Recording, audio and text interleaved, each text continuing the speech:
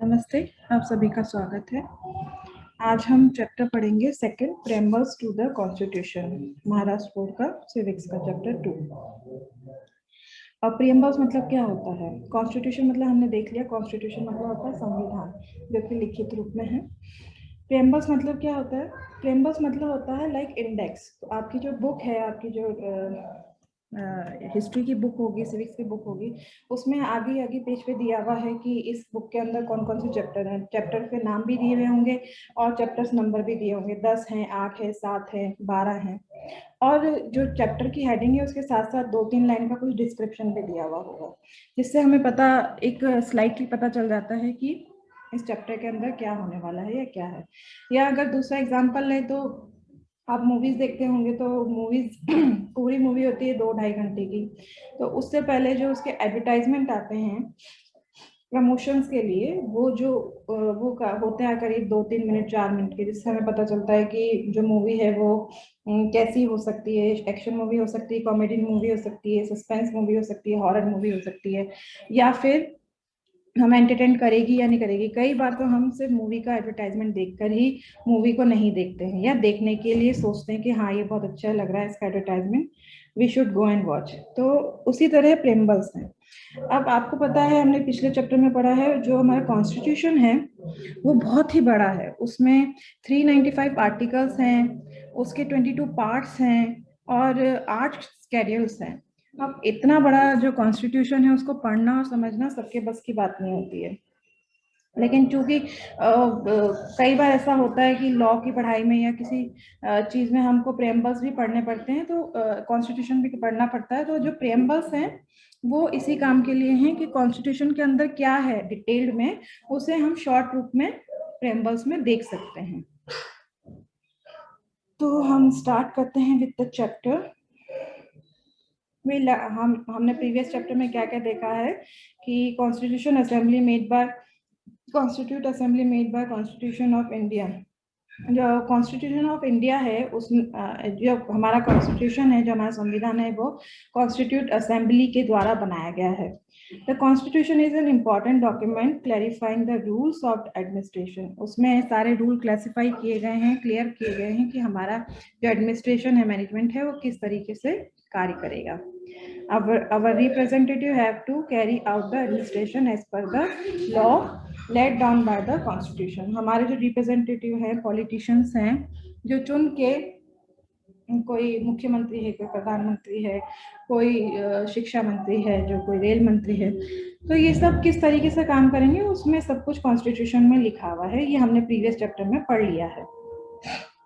अब हम chapter 2 start करते हैं। Our constitution is a fundamental and the highest law of the land। जैसा कि अभी मैंने आपको बताया कि इसमें 395 आर्टिकल हैं। जो अमेरिका का कॉन्स्टिट्यूशन है उसमें सिर्फ और सिर्फ 8 आर्टिकल हैं, जो कि 225 सालों से चला आ रहा है, उसमें कोई चेंजेस नहीं हुए हैं। और हमारे कॉन्स्टिट्यूशन में 395 ऑलरेडी आर्टिकल्स थे, अब तक तो उसमें और भी आर्टिकल्स जुड़ गए हैं। तो हमारा जो कॉन्स्टिट्यूशन है वो बहुत बड़ा कॉन्स्टिट्यूशन है इस दुनिया का। देयर आर डेफिनेट एम्स और purpose in making any law. देखिए, कोई भी लॉ बनाने के लिए कोई डेफिनेट एम होता है, ऐसे ही कोई भी लॉ नहीं बना दिया जाता। जैसे कि अभी 3 तलाक वाली बात अगर हम देखें, तो मुस्लिम लेडीज को इस प्रॉब्लम से निकालने के लिए ये जो 3 तलाक का जो कानून था उसको रद्द किया गया है, ताकि कोई भी औरत का फायदा ना उठा सके, या फिर कहा जा सकता है कि कोई भी मिसयूज ना कर सके कि भाई ऐसे ही थोड़ी बहुत अनबन हुई, झगड़ा हुआ और तलाक तलाक तलाक करके और लो भाई तलाक हो गया। तो ऐसा नहीं होना चाहिए। हस्बैंड वाइफ में अंडरस्टैंडिंग होनी चाहिए, ना भी हो तो कम से कम दोनों को समान अधिकार होना चाहिए बातचीत करने का या फिर आर्ग्यूमेंट को क्लियर करने का। तो जैसे 3 तलाक को खत्म किया गया है, तो कोई भी लॉ खत्म करने के पीछे या फिर कोई भी लॉ बनाने के पीछे कोई एम होता है, और वो होती है जनता की भलाई। आगे देखते हैं, basic provision in the law are made after clarifying the objective. और जो लॉ के प्रोविजंस होते हैं, किसी भी लॉ के, नए लॉ के प्रोविजन होते हैं, वो उस लॉ को बनाने से पहले उसके ऑब्जेक्टिव क्लियर किए जाते हैं, उसके बाद उस लॉ को बनाया जाता है। A systematic agreement, a systematic arrangement of all these aims and objective of a law is a preface to the law.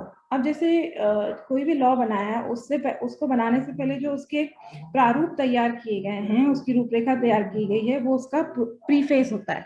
मतलब कोई भी लॉ अगर डिटेल्ड है तो उसे डिटेल किन्हीं किन्हीं पॉइंट्स पे किया गया होगा, तो वो जो अरेंजमेंट होता है वही उसके ऑब्जेक्टिव्स होते हैं। जो उसके प्रारूप, जो पॉइंट्स होते हैं, वो उसके ऑब्जेक्टिव्स होते हैं, उन्हीं को अंदर डिटेल किया हुआ होता है।